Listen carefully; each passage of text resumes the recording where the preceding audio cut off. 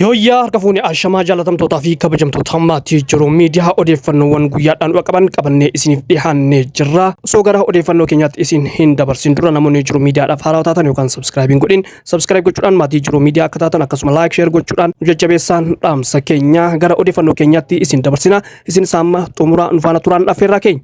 Godina Arsii aanaalee garagaraa keessatti ajjeechaan buqqaatiin manneen uummataa ibiddaan gubuu fi yakkoonni waraana namoomaa hamaan uummata nagaa irratti raawwatamaa jira. Arsiin lafa nagaa fi nageenya taatus dhiheenya haleellaa uummata nagaa irratti xiyyeeffate raawwatamaa jira.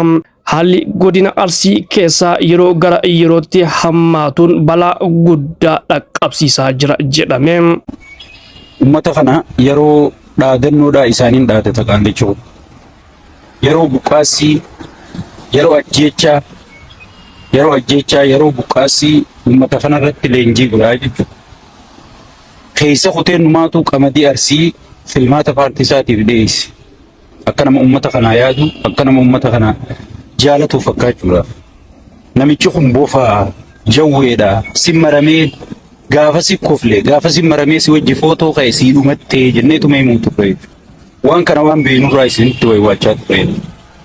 Uummata kana diinagdeen cabse. Akkuma Harargee diinagdeen cabse. Akkamitti qamadii isaanii gurgurachuu dhorkee kaadireef kaabinee irra bobbaasee doofaa fi gowwaa abbootii garaa ilmaan isaan keessa dhalate qofaa aangurra guureetti uummanni kun akka tokkummaan isaanii diigamu godhee jechuudha. Akka wal jidduu isaanii wal shakkeen dhuftu godhee jechuudha. Akkuma Harargee gosaan gandaan biigee iyyinee maraannee kun amma kararra deebisu jirrutti.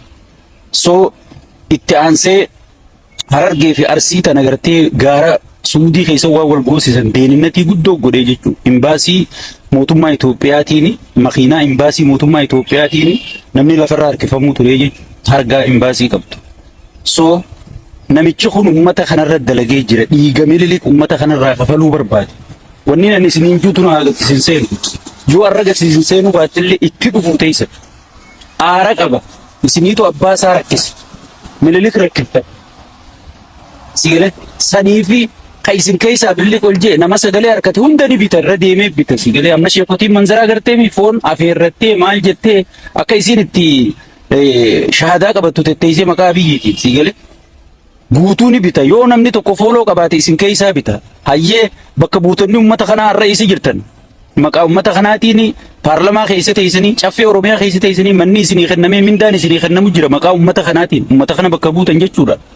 Har'a isi jirtan hogii uummanni kun buqqa'ee kara gurwallaalee kara maraatu jiru. So uummata keenyaaf sagalee ta'a. Sagaleen ammas guyyuma tokkoo fi lama qofa asirra poosti gootee akka kiyya sagalee ta'e hin jiru jechuun hin taatu. Sagaleen hanga deebiin gaafiin sun deebii harkattutti sagaleen itti fufuu qabdi. Dhaamsa kooti. Waraana qaamota lamaan gidduutti adeemsifamuun uummanni nagaa miidhaa hamaaf saaxilamee jira. Qabeenyi qonnaan bultoota loltoota mootummaatiin saamamee jira. Manneen qonnaan bultoota maqaa dahoo waraana bilisummaa Oromoo taatee jedhuun guumaa jiraattonni himanii jiru.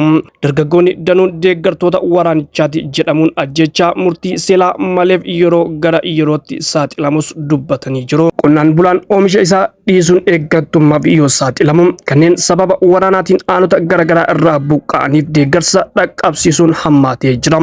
Dhaabbileen tajaajila hawaasummaa qubsuma loltoota mootummaa ta'anii jiru jedhan rakkooleen sababa waraanaatiin naannicha keessatti mul'atan furmaata akka argatuuf qaamoleen garagaraa marii nagaatiif waamicha taasisaa jiru. Ajjeechaa namoota nagaa irratti xiyyeeffatee raawwatame kanaaf mootummaan waraana bilisummaa Oromoo yoo himatu waraanni bilisummaa Oromoo immoo mootummaa waraana bilisummaa Oromoo maqaa ittiin xureessuuf raawwate jedha. Qaamoleen lamaan ajjeechaa kanaaf kan wal himatan yommuu ta'u addatti ajjeechaan aanaa Askoo fi buqqaatiin aanaa seeruu keessatti raawwatame kan namoota nagaa irratti raawwatame ta'uu maddeen himanii jiru. Barakaatu akkasuma warroota amantaa bira nageenya biyya bakka jirtanitti sun haadha qabu. Iddoon irra itti argamu godina Arsii aanaa seeruu iddoo Hadiidoo jedhamutti argama. Akkasuma eegalee gaddaati erga guyyaa 7 sin bebbeessitu turre uummanni keenya Arsii qe'ee ofirraa godaanan jennee isinitti beeksisu turre. Akkasuma immoo uummanni keenya gaafa qe'ee ofirraa godaanan qabeenya ofii gatanii lubbuu tiyyaan nabaasii qabeenya ofiitirraa buqqaanii faffaca'anii ganda namaa keessa jiranii uummanni kun hangama iddoo itti qubatamuun arganne waan keessa galu waan uffatu qabu waan nyaatu qabu waan dhugu qabu uummanni keenya akkuma argitan baay'een isaa uummanni kun uummata naannoo danqara iddoo kun argitan kana keessaa siyaada ka fageenya irraa dhufee miti akkasuma bakka birallee ka kanarra baay'eetu jira uummanni keenya akka gammatanitti nama naannoo akkuma 17 itti gammatamaa jira hanga ammaatitti nama 11 nu bira ga'anii baay'inni isaanii abbaa warraati kun maatiin alaa baay'inni isaanii baatiin alatti nama 17 itti gammatamaa jira hanga ammatti akkasuma uummata kana keessatti manguddoota dubartii ulfaattu argama dubartiin teennata ulfaa muka jalatti muka isin agartan kana jalatti nu argataa jirti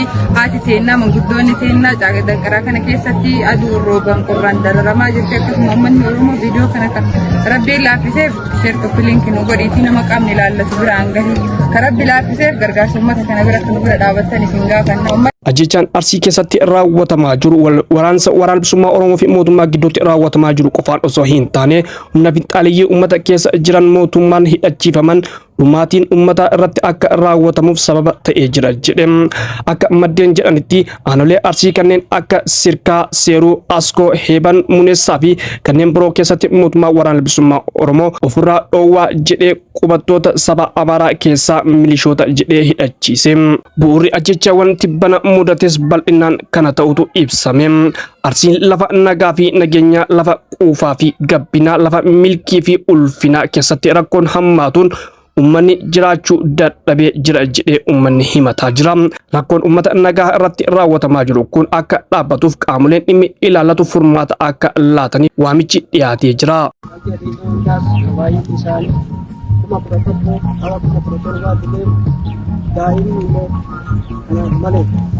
Kana immoo rakkannee jirraa qabbaanee jirraa biyya keenya irraa kaanee ganda keenya irraa qabeenya keenya irraa kaanee jirraa kan immoo kaan gasbee keenya qofaan jalaa kaane malee qabeenyi manni wanni nu qabu iddoon gubatee iddoon akkasitti jira isin uummanni Oromoo akka jettanitti ijoolleen biyya alaa diyaaspoora waan qabdanirraa nu gargaaraa isinin jedha nama jiraatin immoo kana keessa manguddoon dhugan qabdu ilmoo deemuu hin dandeenye ilmoo deebi'ee apa irra